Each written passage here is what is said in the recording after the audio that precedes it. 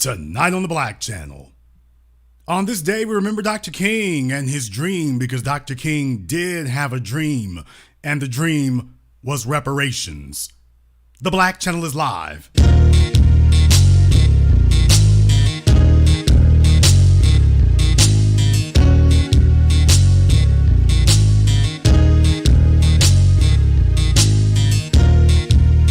Unapologetic, unadulterated, and absolutely uncompromising.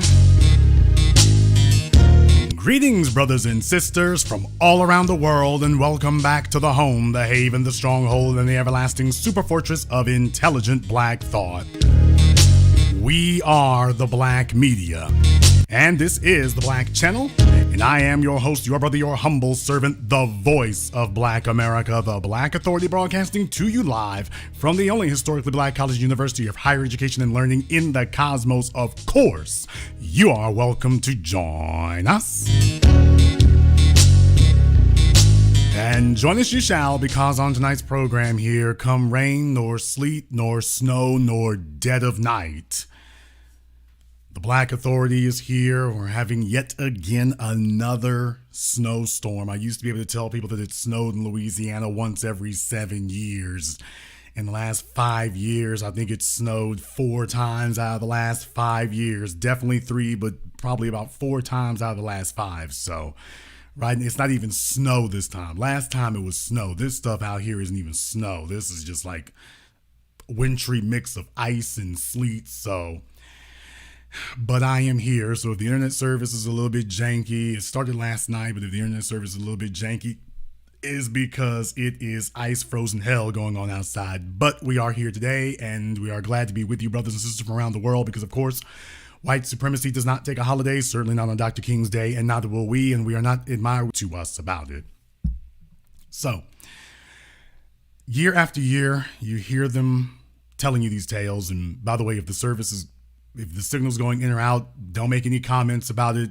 It's probably going to be stuck together. It'll probably be a solid stream when it gets done, but just be aware that right now across Louisiana, Texas, and Memphis, Tennessee, and other places, it's icing over. It's a winter storm down here right now, but we are going to keep trucking along here regardless.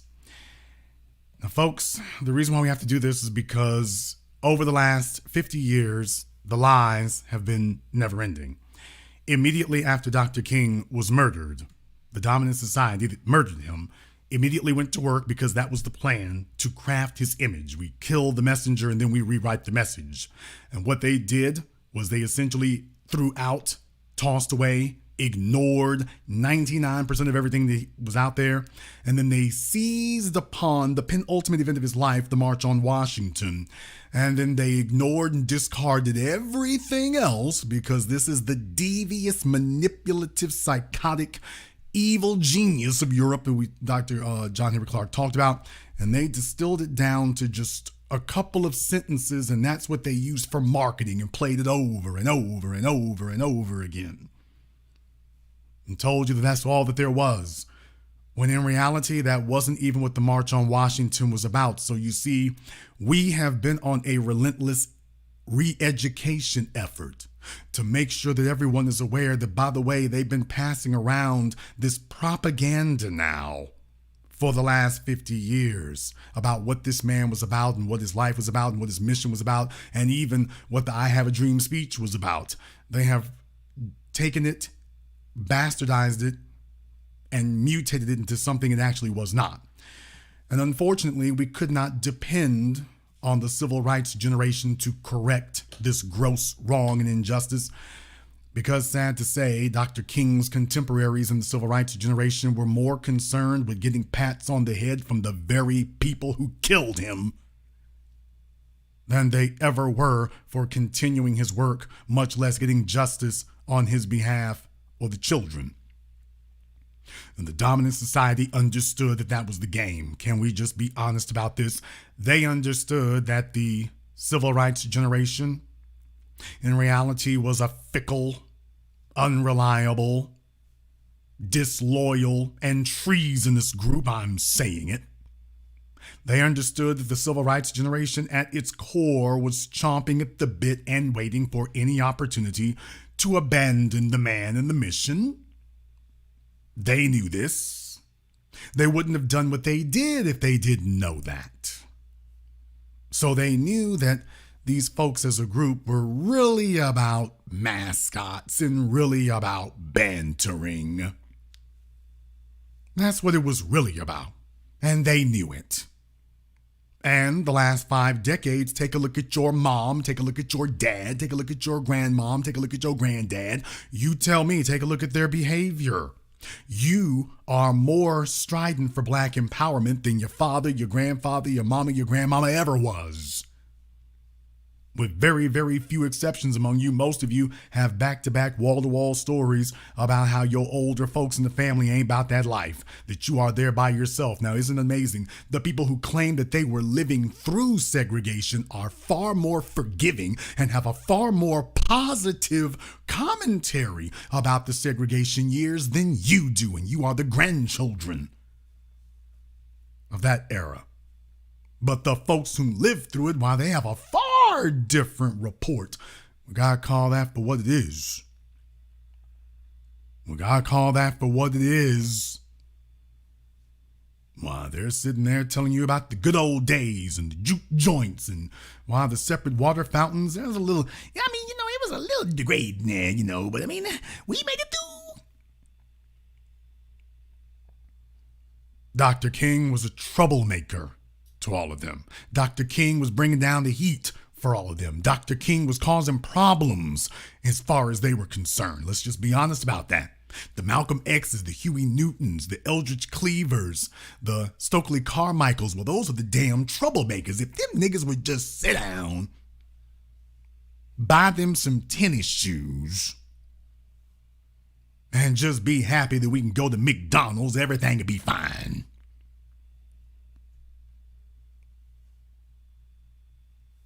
But the dominant society understands how radical transformative change can be used to their advantage. And what they understood was that by ending segregation, they could fold us into their economy. That while some of the knuckle-dragging savages of the South did not understand this, the devious social engineers of the North and the South did. That, by the way, by quote-unquote desegregation, you could fold us back into their economy. And what do you know? Within a matter of 1 decade, we were completely the entire manual labor workforce. When you take a look at your sanitation workers, when you take a look at your hotel workers, when you took a look at your farm workers, when you took a look at your city employees, well, I'll be damned. We went from having slave wages to having slave wages. We went from being the labor force that built the country under chattel slavery to the labor force that built it under wage slavery. And our socioeconomic position and status didn't move. Now, isn't that amazing? Our socioeconomic status did not move. Our ability to be power brokers did not move. Our control of our own destiny did not move. We were deceived into thinking that it had been, but in reality it hadn't. However, they can't say that they didn't know. Dr. John Henrik Clarke was preaching it the whole time. Malcolm preaching it the whole time. Dr. King preaching it the entire time. And that is why when they sit up here and try to deceive you and delude you with the I Have a Dream speech, we have to go back and remind you of what Dr. King said they were coming to Washington for in the first place. And the man with meticulous detail walked you back through American history. And please remember, at the time that he gave this speech, I want you to understand about the time that he gave this speech, in reality, this was really less than a century less than a century after those events. So technically speaking, potentially there were people who were still alive, certainly children of those people who were still alive at the time that he was given this speech to say, by the way, in just the last century, which at this point here was a little over 50 years before this speech here was given. By the way, just a little over 50 years ago, they were giving land to European peasants, European immigrants. They were giving land to white immigrants. They didn't allow anybody else. They were bringing over white immigrants in droves to bolster the population as quickly as humanly possible, to settle as much real estate as humanly possible. But they were giving this as a program to white people only. Now, you had all these slaves. You could have given that to them. It's like, oh, no. At the same time that they were saying that black folk can't have anything, they were bringing over strangers as long as they were white, including some of the so-called not white enough, the Irish, the Italian, the Greek, and eventually they folded them into whiteness. So Dr. King understands something. His generation cannot lie and say they did not know when you've literally got him captured on video, educating them, and many of them already knew it and were too cowardly and scared to stand by it. But he wasn't. At the very same time that America refused to give the Negro any land, through an act of Congress, our government was giving away millions of acres of land in the West and the Midwest, which meant that it was willing to undergird its white peasants from Europe with an economic floor. But not only did they give the land, they built land-grant colleges with government money to teach them how to farm.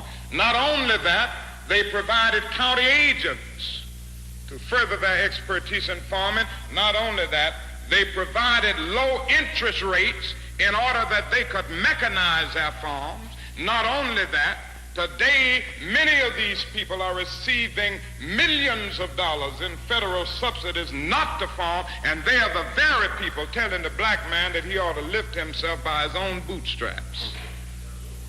And this is what we are faced with, and this is a reality. Now, when we come to Washington in this campaign, we are coming to get our check.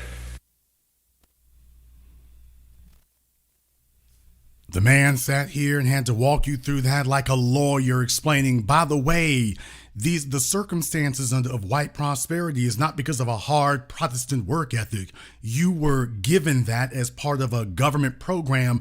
We were the ones who did the work as the slaves. We were the ones who did the manual labor to build this country. And then they brought you over here to a country that had been built. They didn't bring you over here to build in the wilderness. We were the ones who hewn out a country from the wilderness. You were the ones who moved in after we built it.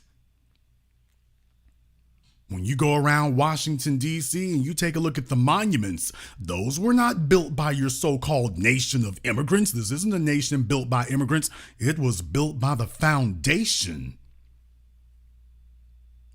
The white immigrants came to the nation that we built. They didn't build it. We built that. Let me remind you all about this one time here. Let me go ahead and walk you back through this so that you understand. When you talk about places like Jamestown, when you go back to the original colonies, people, those colonies, when they came over here, they were dying, they were destitute, they didn't have anything. And certainly didn't have an economy. That economy had to be made. It had to be created. And who created it? Please remember, the first cash crop of North America was not cotton. Cotton comes later. The first cash crop was tobacco. For those of you who do not know, the first cash crop was tobacco. That was the thing that these basically venture capital companies that were paying investors and governments paying to send these settlers over here in the event they didn't come back. They were expendable. Nobody wants to talk about it in that manner. When you talk about these indentured servants, The white folk who came over here, it's like, okay, they're paying for them. And there were a few guys like Cristobal Colon, aka Christopher Columbus. These are the guys who were looking for fame and fortune. Everybody else who was with them, they were basically expendables. And when they got over here, they were lucky enough that there was a place to end up at, although they weren't guessing their way over here. They didn't discover the place. They knew that there was a place over here. That's one of the great lies of history. The idea that Christopher Columbus was setting out and hoping that there was a place out there. He wasn't hoping a damn thing. They knew that this was over there. The lie that they've been telling for centuries now is that we had no idea it was, and we were these intrepid, brave explorers. And then the first thing they tell you in your history class is, oh, wait, by the way, if you want to know about the Vikings, they were back and forth. But then they don't want to tell you that, by the way, the black presence was over here for centuries even before them. We are the first presence here. So the first cash crop was tobacco, and it wasn't Europeans. It wasn't the Europeans who were farming it. Europe could never be a farm. The soil doesn't allow that. The climate doesn't allow that. Not on a mass basis. So you have a place over here closer to the equator, but the land and the soil are far better for crops. And what do you know? You did not have European culture of a monarchy system exploiting pure quality tobacco in high amounts and then ship it back over there. This was something that could, basically because of the nature of what it was, for those of you who don't know, you have to dry them out and everything. By the time they got it back to Europe and everything, we had a very good cash crop here. So next thing you know, you have this gold rush on for that. Later, we get into cotton and sugar and other things. Later, we get into that. There was a reason for it. It wasn't just one thing. And then you start hearing this interesting statistic that keeps interjecting itself. You start hearing this interesting statistic that keeps coming over and over again about the number of millionaires. How Mississippi had more millionaires per capita. Louisiana. You start hearing these types of statistics coming up over and over again for tobacco, for sugar, for cotton. North America was the world's cultural properties. Now we gonna have to go to war. We're gonna have to go to war because here comes Spain, here comes France, here comes Britain. Everybody's gonna wanna own that now. Recognize that they can't duplicate what you got going on over there. You have a unique geographic property to where you are in North America. You can't pick that up and transport that back to Europe. So they coming over here to conquer it because they can't duplicate what you have. So now it's going to be time for war. Now you're going to have to go to war.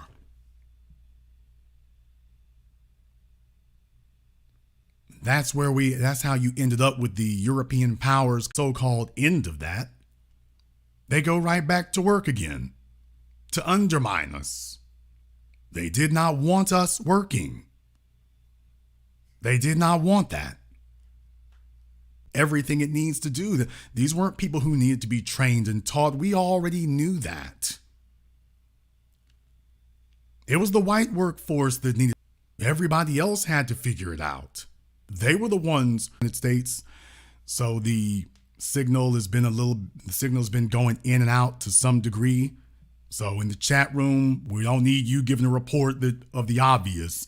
You may be having some buffering going on, but we're going to keep it going. But keep your comments out of the chat room. Thank you very much.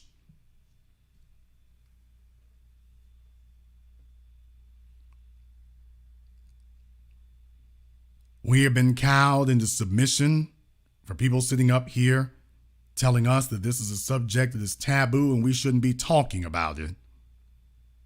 The idea that everybody else has been given what they need now in the 21st century, you're seeing as they're bringing over illegal aliens and repeating the exact same process. They're giving them land, giving them housing, giving them medical care, giving them training, giving their children health care, giving their children nursing, giving their children daycares. They're giving them everything they need. They are giving them everything they need, just like they did in the 19th century. For the white European immigrants, they're doing it all over again, while claiming and swearing up and down that that's not really what they're doing. And then you take a look at us and realize, well, I'll be damned, nothing like this was done for us. And it's not being done for us today. There's the critical key part of it. That wasn't done for us in the 19th century, nor the 20th century, nor are they doing it today. But we're watching as they're doing it for other folks in our face. In Chicago, they're spending tens of millions on non-black illegal aliens after decades of saying exactly what they cannot do for the black population sitting right there. New York City, they've done it for Asians during the pandemic. Now they're doing it for the illegals coming from South America and Asia, while telling the black population what they cannot do. Telling us we can't afford that. Meanwhile, they're literally pulling $10 billion out of their ear a year, right after telling you and me what they can't do, what they don't have, what they can't afford, what they can't make happen.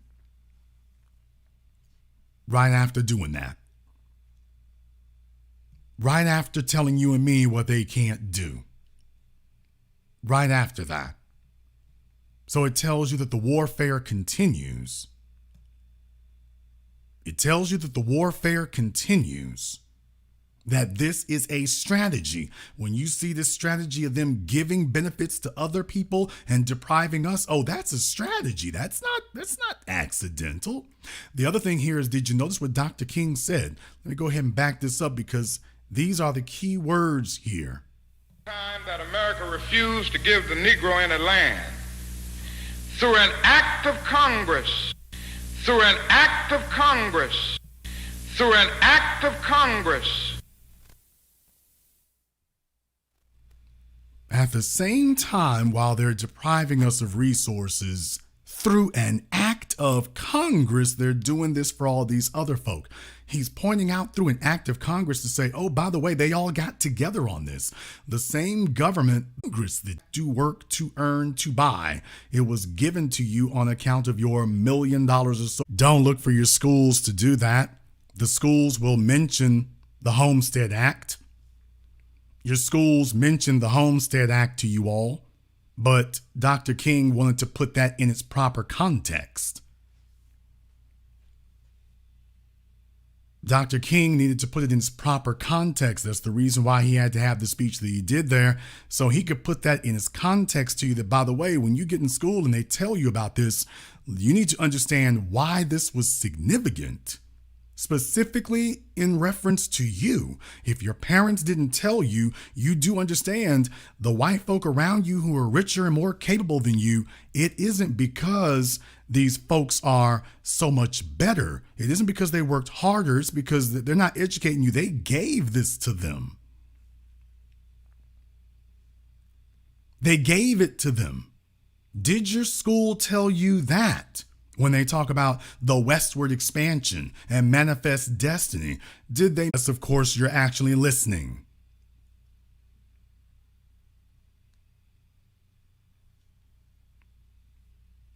And then when you come along, they've miseducated you and misinformed you and told you that these other folks here, why this is the result of their ingenuity. And it never has been. And now here you are today, and you're suffering under the same thing. The white kids around you at your Ivy League schools, they got venture capital funds that are giving them not thousands, but billions of dollars. Do you realize what an outrageous head start and advantage they have over you? You sitting up here having a fight to get hundreds of dollars, and meanwhile they are tossing billions of dollars into the hands of white kids simply for having an idea. And then when inevitably they're shown to be frauds, outright frauds, pulling off outright billion-dollar frauds, hell, they congratulate them for it. So-called Wall Street today has become one gigantic Ponzi scheme. Enough, your ideas are too risky. We don't know about that. And yet I can sit here and show you. If I told you all to start naming off companies right now, we'd be here all night. How in the hell is it that you got billions of dollars worth of that? Please remember that under no less than your so-called first black president, Barack Obama, they called in Shirley Sherrod and told her that she needed to hand in her resignation. So much for a government employee being difficult to fire. Well, they told her she needed to pull over on the side of the road and hand over her resignation right then. I thought government employees were difficult as hell to fire, and yet they showed you that's a damn lie. All because they twisted and corrupted what she had said to try to make it seem as if she was saying something against white folk. And meanwhile, Elon Musk is getting literally billions of our taxpayer dollars for his little rocket ship company, while he goes to Twitter and expresses unfiltered, unadulterated, pure white supremacy, and no one is demanding the cancellation of his contracts. You notice that? Nobody is holding congressional hearings. The Democrats are not demanding any, by the way. You notice they're not demanding any. He's being allowed to speak and say whatever he wants to. His anti-black hatred and venom spewing and spitting every single day. And yet the so-called activist Congress and government, neither the Democrats nor the Republicans have called him on the carpet or said anything about it. That is white privilege. And he wasn't even born here. And he wasn't even born here. And yet he is getting the same European privilege while they're telling you what they can't do for you.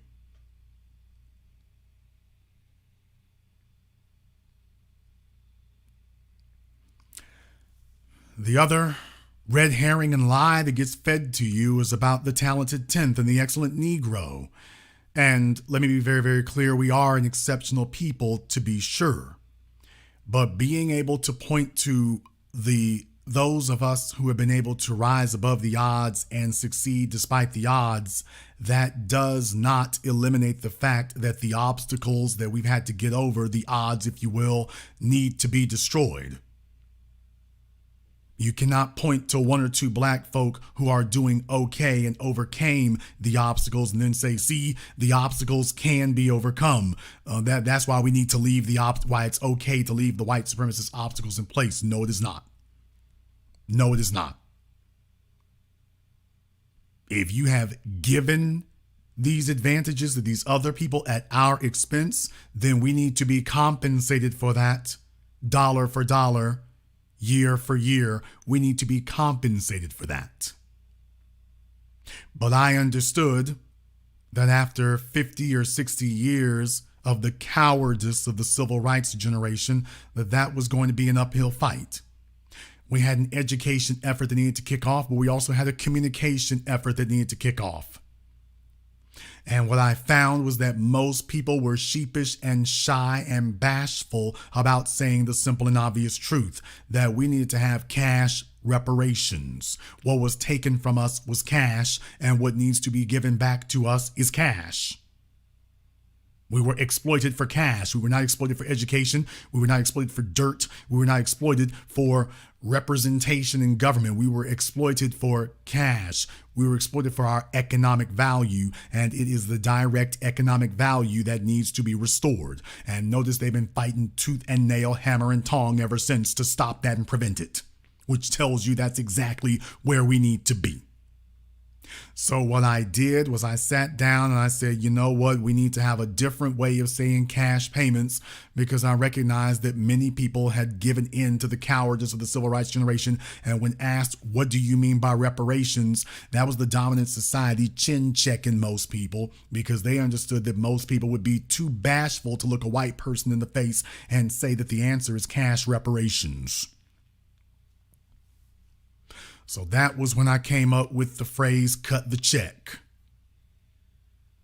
Because I understood that once you said cut the check, everybody in the room understood what it was, but it was a phraseology that most black people were more comfortable saying.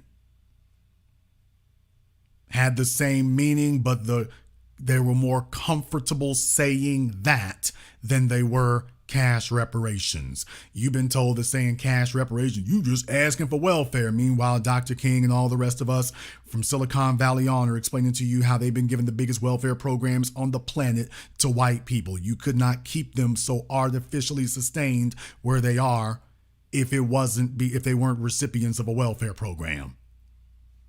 Couldn't happen. It couldn't happen. And they still expect it, by the way. It's not accidental. They still expect it. They're still looking for it. They are still intent on having that. Because the idea of having to compete is a dirty word to them. They know how they got where they are, and they want everyone to shut up and get in line.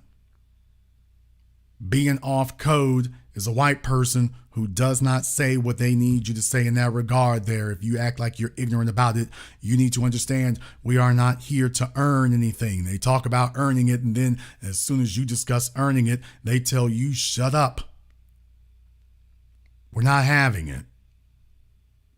They tell you to earn it, and as soon as you start telling them, okay, everybody's going to start earning it, they tell you, shut the hell up.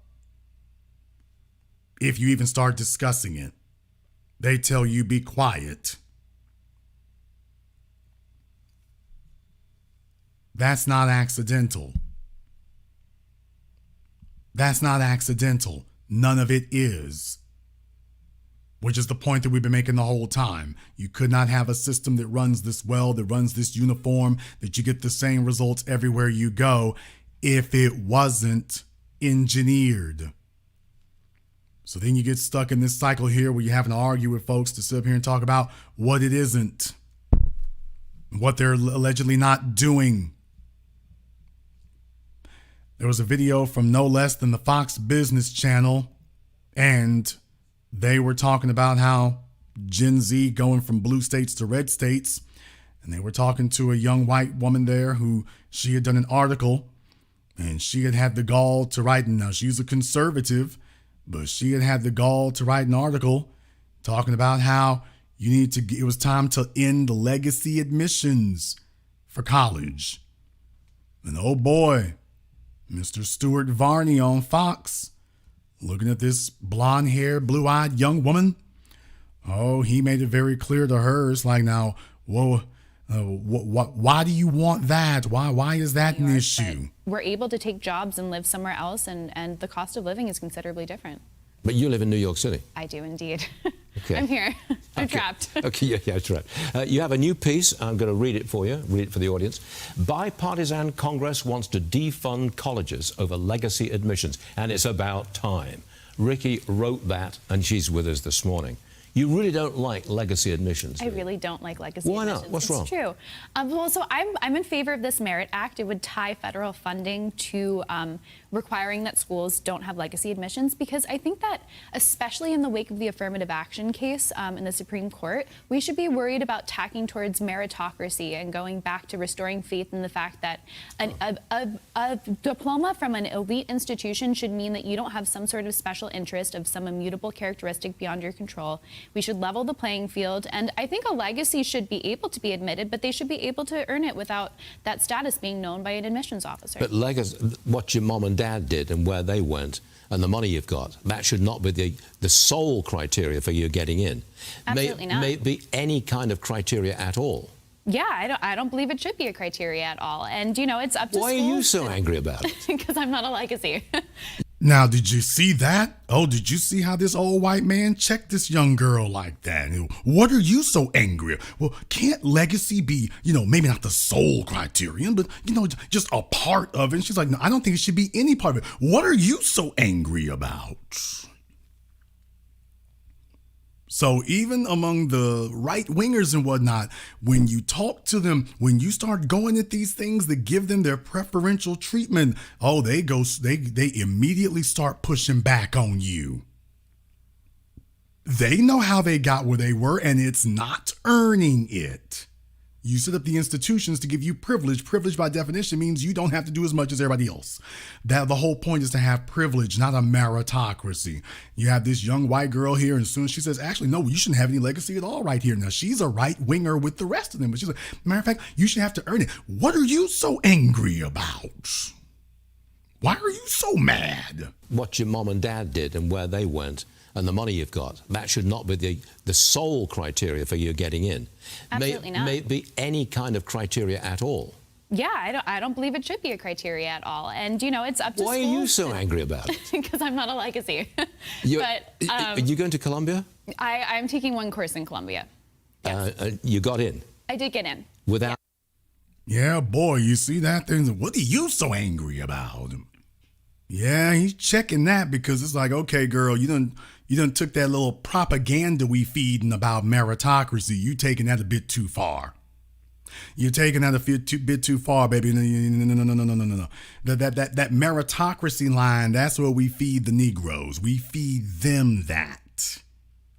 That's the propaganda we give them. That's not something you're actually supposed to be trying to promote as if that's the real point of it. That's not the point.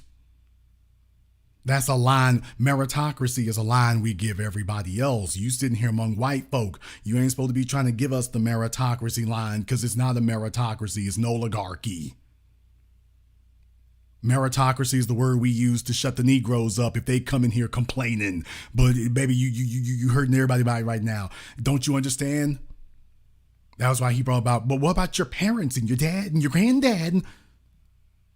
In other words, the system of capitalism is used to ethnic benefit. The system of capitalism is used to ethnic benefit so that even if you run out of these original bloodlines, you are still able to maintain this quasi-monarchy system, this quasi-oligarchy monarchy system by ethnic bloodlines. Even if you cannot maintain it by direct genetic bloodline, you can maintain it by ethnic bloodline. Which would be the next best thing? Consolation prize. But what it does ensure is that maybe there will be an opportunity for your folks to get back into it. But if you take a look at it, capitalism as practiced here is really akin to a monarchy system for all white people. All white people are de facto members of the royal family. Folks, a royal family member has privileges. He's given things. He's given a fiefdom. You can call it land. Come on, folks, if you take a look at this, it's like they're lords of the manor and lords of the house and lords of the family. So when you take a look at what they were given money, they were given land, they were given servants, people. That's a royal family.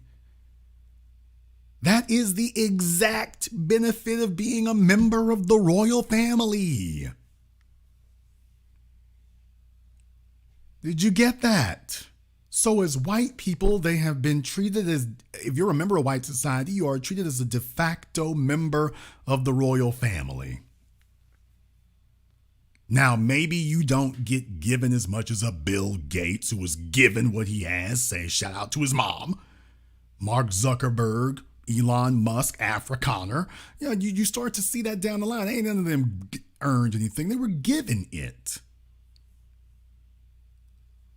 And then when you notice that, it all starts to make sense. So throughout the society, that's the way you're treated. As a de facto member of the royal family. So if you are in need of money, you go to the bank, you are given your preferential royal family treatment as a white person.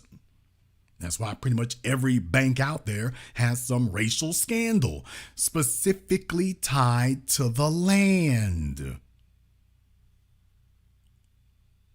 Specifically tied to the land, people.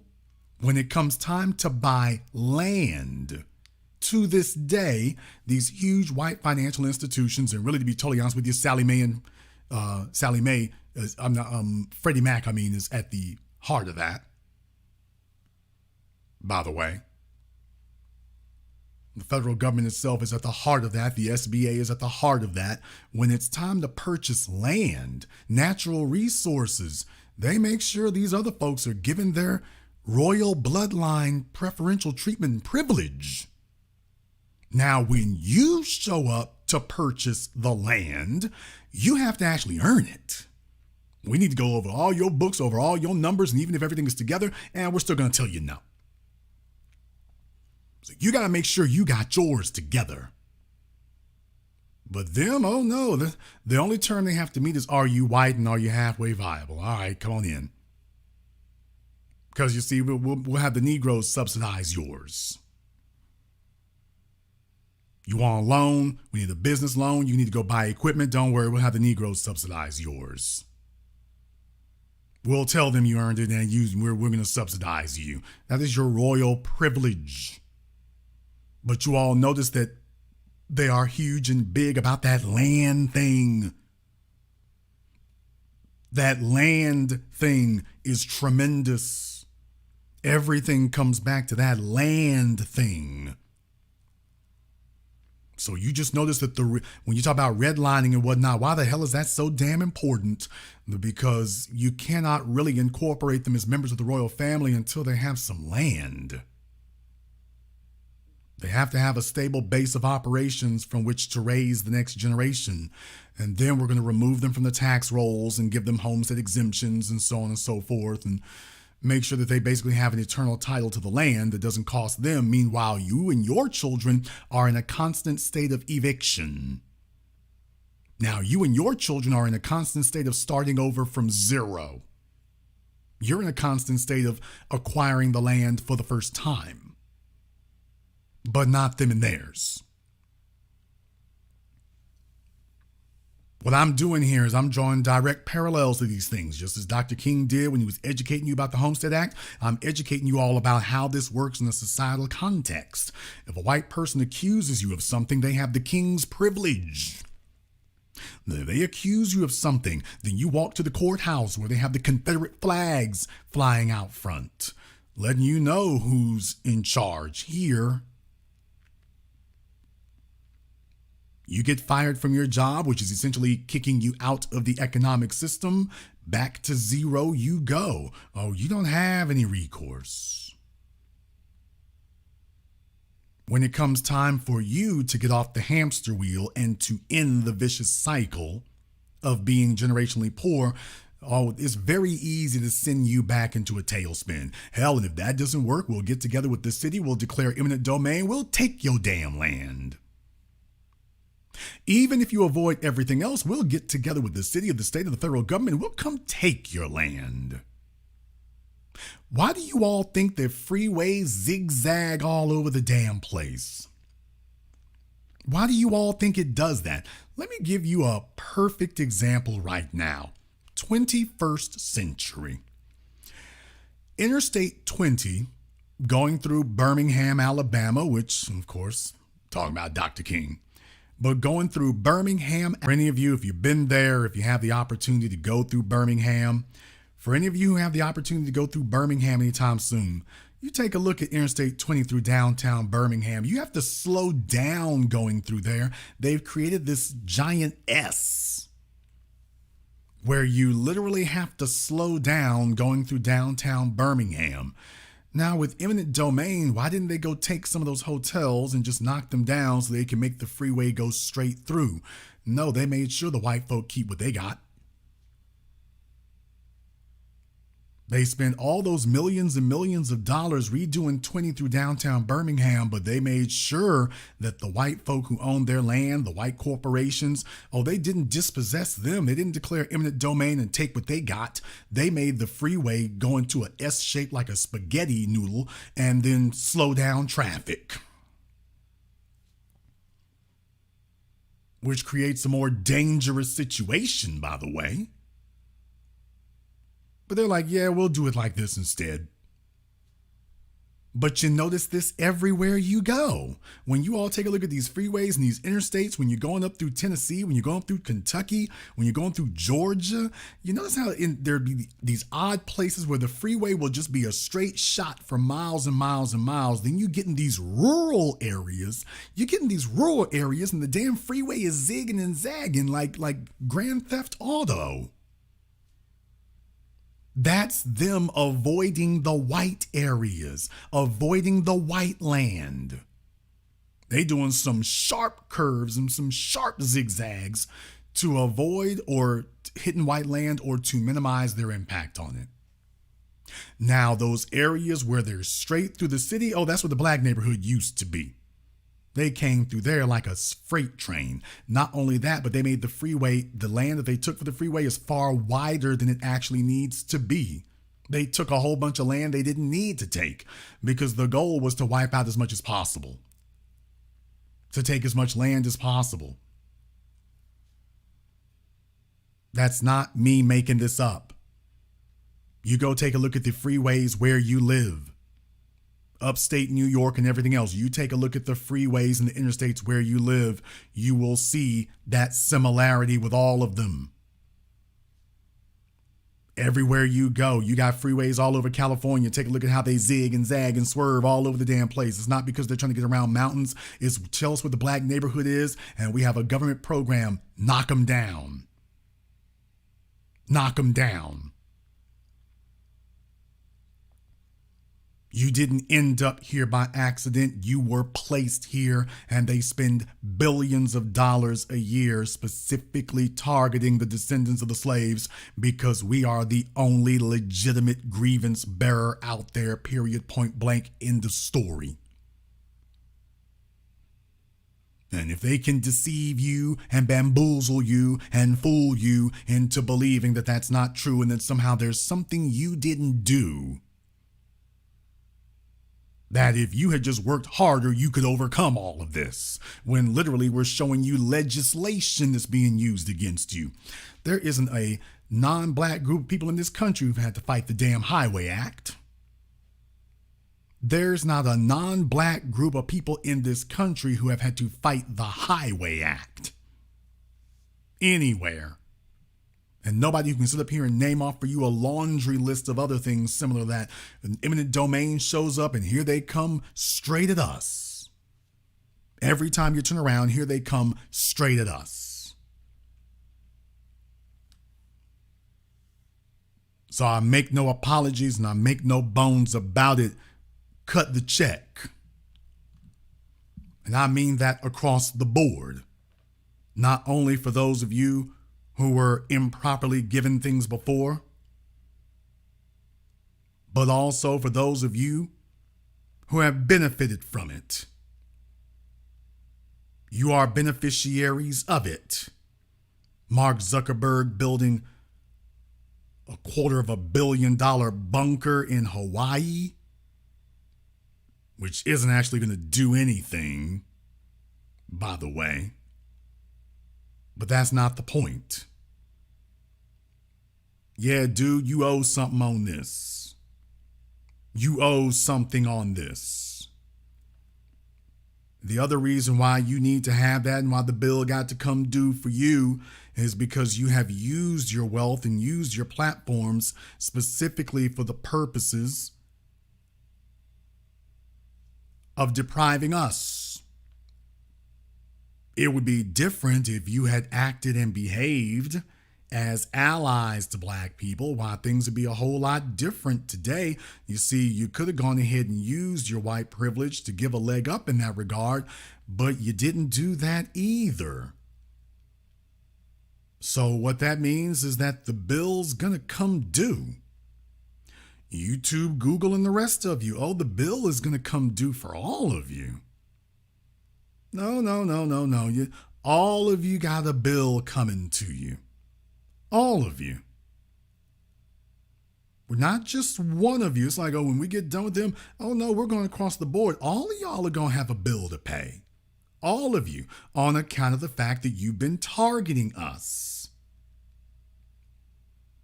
All of you will have one. That's why they're trying to make as much progress and steal as much as they can and grab everything that's bolted down as they can right now, because they know, hey, once this ball gets rolling, if you here,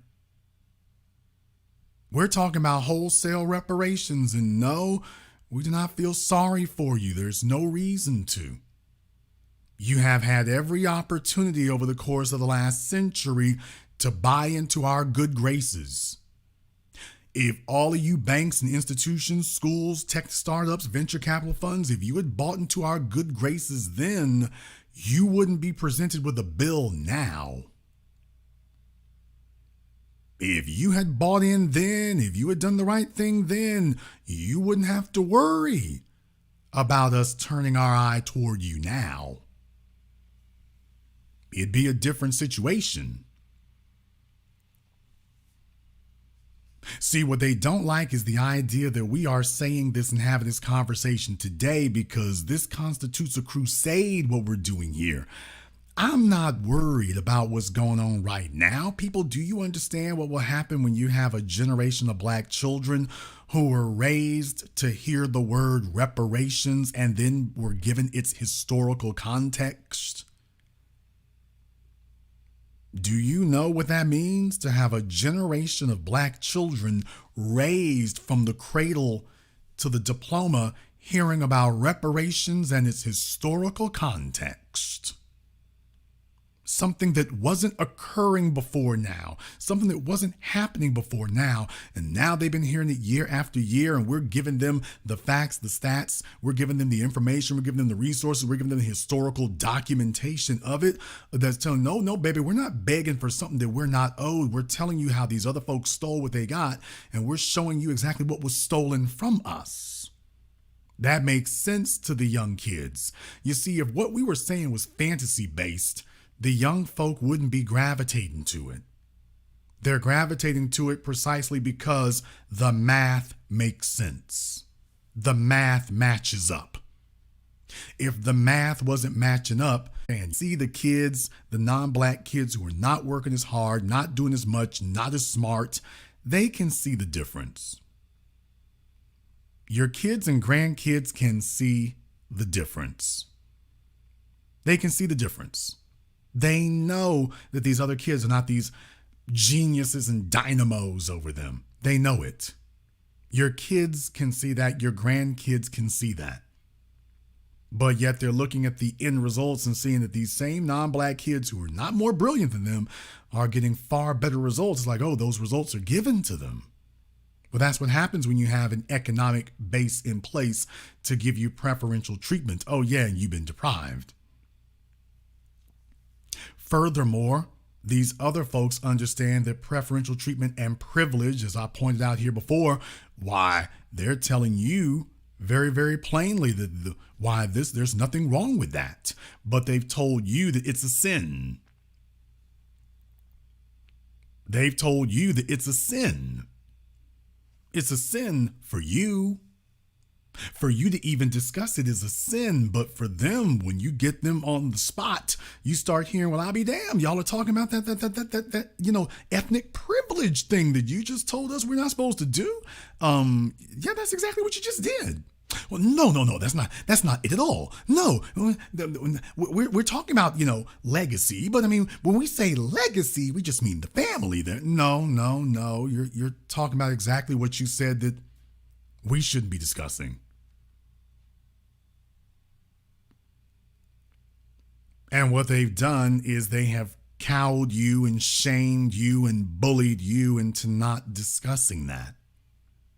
So they've made it forbidden for you, and now you feel ashamed to even discuss it to your children for what they're actually even owed. These other folks, this is the only conversation they have. How do we maintain our privilege? How do we maintain our unearned privileges? Folks, the two dumbest presidents you ever saw in your life, George W. Bush and Donald J. Trump, both of them been to Ivy League schools. These folks, no one considers either one of them to be geniuses or high-level intellectuals. Yet they're telling you to question yourselves. They're telling you that if you see a black person, question that. Then we can show you these outrageously unintelligent white men who run millions and billions of dollars worth of wealth, and they tell you, oh, well, they earned it. Can't you see how bright they are? Meanwhile, you take a look at their family and see that the Bush family was given everything they have and Trump was given everything he has. Well, okay, it's time for you to give us something here because we, unlike them, we actually earned it. Oh, wait, meritocracy. If this was a meritocracy, we'd have a hell of a whole lot more than we do.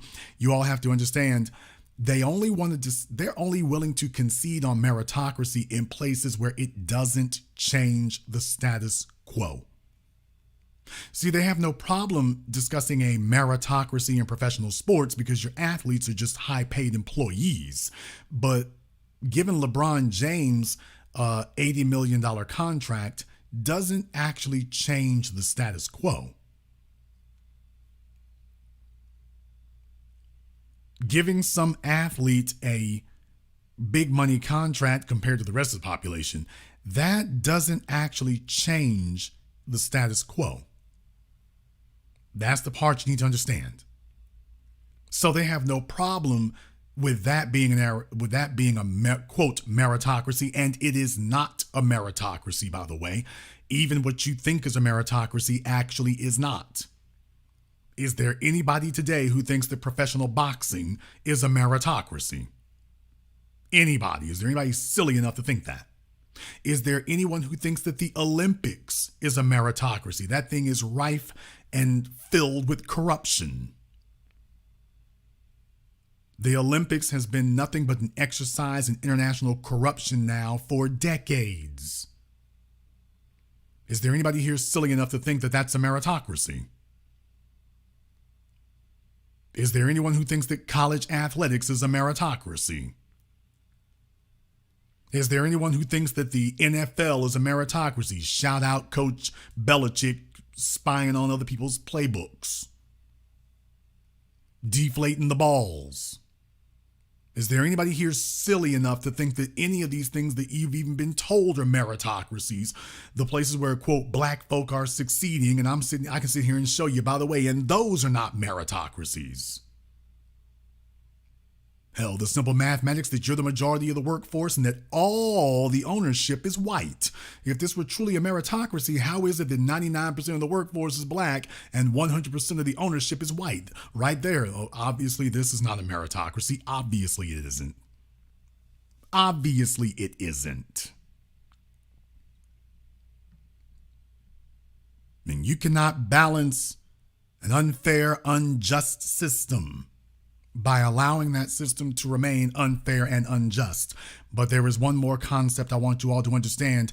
Power will not be given, power will be taken. And you will have to march in the front door boldly and say exactly what the remedy is, that they will have to give up what they have. They will have to give it up.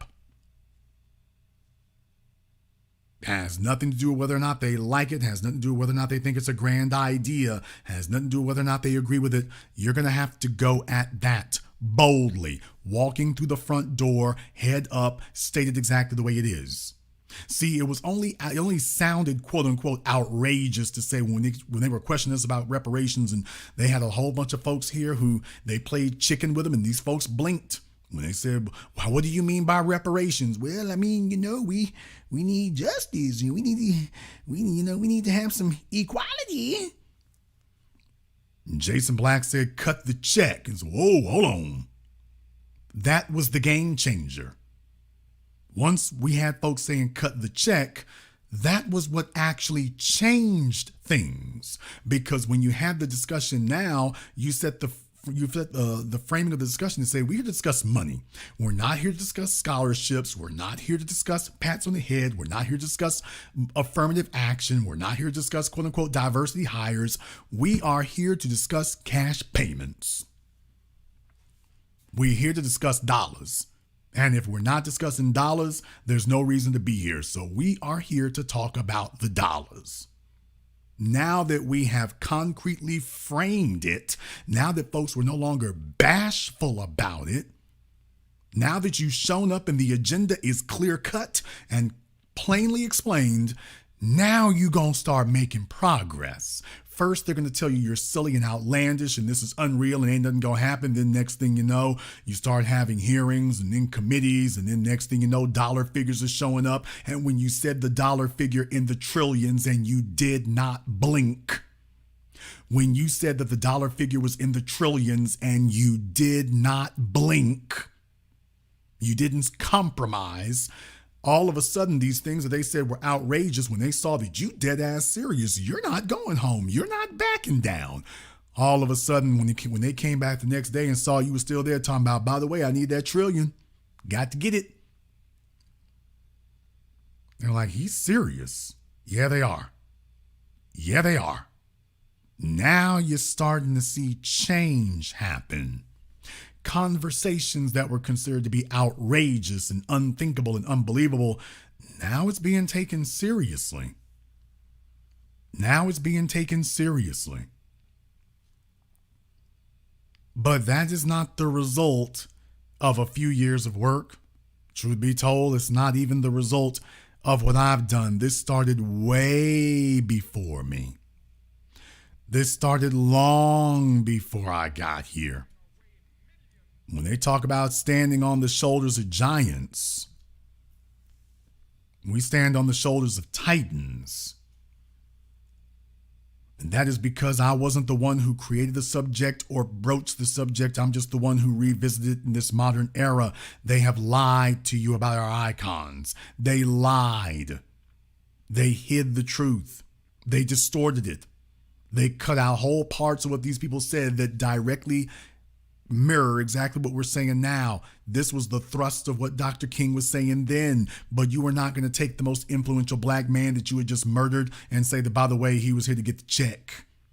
They were here for economic restoration because they hate us because we're poor, but they're able to they hate us because we're black, but they're able to victimize us because we're poor. He understood the way you make us a much harder target to victimize is to fix that poverty situation. Because people who are not fighting and scrapping for resources work together a lot better. They have things in common. They respect each other's hustle and each other's productivity. The same thing can happen for poor people, but the problem is with poor folks, you can pit poor people against each other. That's the problem. When you've already got your economics together and you already have as much money as the people trying to buy you off, they don't have nothing to offer you. Your survival doesn't depend on whether or not you go with their program or not. When people starve you and you can't eat and you don't have clothes and you're deprived of your necessities, it makes it a whole lot easier to corrupt you and buy you off and to pit you against each other. But when you've actually got resources, them other folks ain't got nothing to offer you. They can't buy your soul off like that. So depriving people of resources is one of the oldest, longest standing strategies of war and social engineering. But when you've got a prosperous group of people, you walking in with your money, they're like, I got money. What's your agenda? Oh, I'm here to pit you all against each other. Yeah, I ain't going for it. It becomes a whole lot harder to do that. When you have a group of prosperous black folk together, it becomes a whole lot harder to pit people against each other. And when those folk help take care of everybody else, then even the folks who are lower on the socioeconomic ladder under them, they know that the person at the top, you got protection from within your group. That becomes damn near impossible to break them. That's important. You see, when the dominant society comes up, they're going to choose one person, they're going to choose an Oprah, and then she's immediately going to go off into the damn wilderness somewhere with nothing but white folk for hundreds of miles around her, completely divorced from black folks. So everything she does is for the benefit of herself, and she is divorced from the people. Unless or until she finds her ass in the crack, and then next thing you know, she's going to come screaming and squealing for the people to come save her. But when you have black people who are doing business with other black folk and working with other black people and competing in the system there and collaborating with each other, you don't have to be bosom buddies and agree on every damn thing. Nobody does that. Don't let anybody put you in this idea that all black folk got to be sitting here singing kumbaya and this, that, and the other. That doesn't happen anywhere. Now, we have been better about that in many degrees than most of the folk. We tend to be more harmonious than other people are, sure, and that's a positive. But I want you to understand this idea that unless we are all 100% on the same damn page about things, nothing gets done. That's silliness. That's pitting you against each other to say, okay, we're going to take your social beliefs and raise that to a level of religion. If somebody else doesn't adhere to your religion, ooh, they're the bad guys. That nobody else does that. Nobody else does that. These other folks out here, they can't really agree on anything except when it comes to oppressing us. Now, when it comes to oppressing us, they can agree on that. They don't hold each other accountable for all this other stuff, but it's like when it comes to black folk, okay, can we all agree we after them? Okay, good. And thumbs up. Thumbs up. They can agree on maintaining white privilege. As black people, we need to agree on maintaining black empowerment. If we can agree on that, that is the foundation. That's the foundation. That's why I liked things like Versus.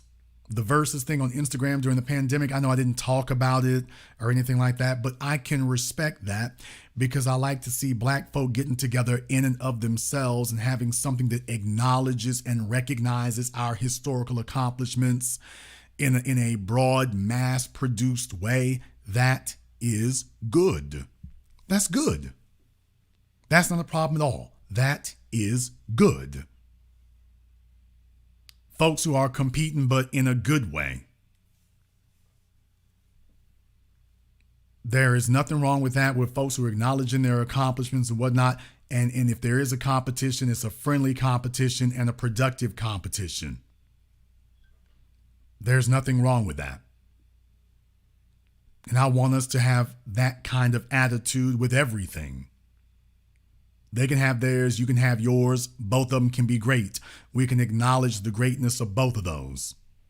Of course, you're always going to think that yours is better, and there's nothing wrong with that. The people will ultimately make that decision, but there's nothing wrong with that. But this idea that you got to have everything and everybody else has to have nothing, just understand that's a poisonous idea that was fed to you by somebody else who's like, yeah, you sit here and tell yourself that you can have everything, all the other black folk around you got to have nothing, and then I'm going to come knock all of you off. Ain't that right, P. Diddy? Ain't that right, Bill Cosby? All these folk who got together and don't worry, I'm just going to take care of me and I'm just going to look out for me and everybody else going to be on bread and water and everybody else going to be struggling, but I'm going to be all right. And then you looked up and realized, by the way, yeah, you were a tool that was used and you kept everybody else down. And then when they came for you, there was no one to protect you. Now they're going to take what you got and go shovel it all back over here. And mark my words, people. Mark my words. I've been saying this forever, and this is what it will be. Bill Cosby and The Cosby Show is eventually going to be back on television. It has to be. It was entirely too popular and entirely too much. The real thing is about divorcing Bill from the value and the wealth of it. That was the whole thing. Just like they tried to do with Michael Jackson. The whole idea was to divorce them from the wealth of what they and the value of what they had built. So they sit up here and say the most demonic thing. Once they get Michael Jackson's catalog out of the family and once they get control of it, they're going to tell you ain't no problem with no kids. They're going to turn around and tell you, oh, no, it's okay. Ain't no kids. Ain't no problems. Everything's fine. No, pedophilia ain't none of that right there. Yes, as soon as a white man has control of it, they're going to tell you, yeah, it's fine. And as soon as some white folk can get control of The Cosby Show and snatch it away from Bill, they're going to put it back in syndication and tell you everything's fine. Same thing with R. Kelly, everything's fine. Same thing with Bad Boy Records, everything's fine. Same thing with Bad Boy Records. When they get done, they're going to tell you everything's fine. Just as soon as some white folk can buy the catalog, and once they have ownership of it, next thing you know, CNN and ABC, all these places that were demonizing Diddy, they're going to tell you Bad Boy Records is fine. No problems here. And your head's going to spin and be like, wait a minute, I thought you said they was evil and it's terrible and we should be ashamed of ourselves and everything. Yeah, well, things change. And next thing you know, it's back on the radio, and you're going to be like, well, I guess we're okay. When they put it back on the radio and put it back on TV, everybody's going to, they know that the society tends to act like lemmings. Oh, okay, well, I guess it's okay again. Well, I heard it on the radio today. Hey, I saw the Cosby Show on one of those syndicated television stations. I guess it's okay again. I guess it's all right. And you all are going to go to YouTube, you're going to go to Twitter, and all of a sudden, all the white folk who were demonizing it, they won't be doing that anymore. You're going to be like, what in the hell changed? Letting you know exactly what it is now. I'm letting you see, and I'm just explaining and clarifying for you exactly what it is now. So that when you see these things occur, you understand what it's about. Dr. King was warning us about this the whole time and educating us about this the whole time, that we have been displaced from the wealth that we created, and the only viable solution is to restore that back to us, and we cannot be shy or bashful in the process of doing that. We cannot be shy or bashful in the process of doing that. And for all of you going forward, when you speak about Dr. King, understand, do not fall for the caricature that's been given to you, this highly edited mutation that was given to you.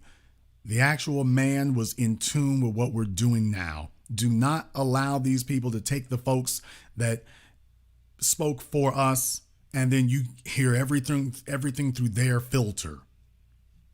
You go and listen to them for yourself and see whether or not you're being told that accurately. Because let's be very, very clear.